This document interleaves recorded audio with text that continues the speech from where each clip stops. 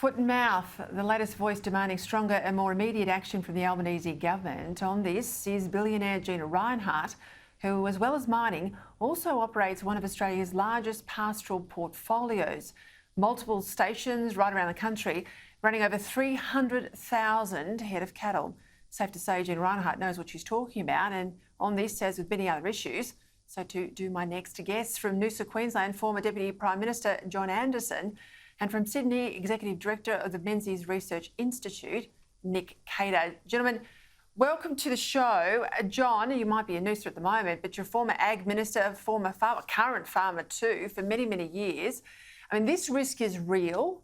The government's action is woefully inadequate. I don't think we're Robinson Crusoe to say that, but what needs to happen now, immediately, in your view, before it's too late?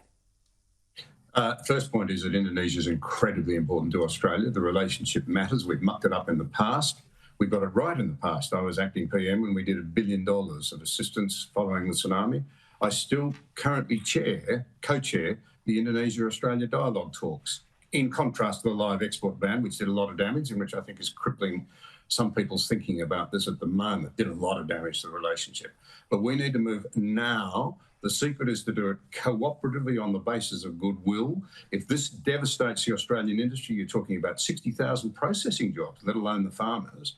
You're talking about a human, rural and animal welfare disaster. And you're talking about perhaps $80 billion worth of damage. And the real problem, if it gets into the feral pig population and the northern Australian buffalo population, eradication will be an absolute nightmare and do untold damage before we achieve it.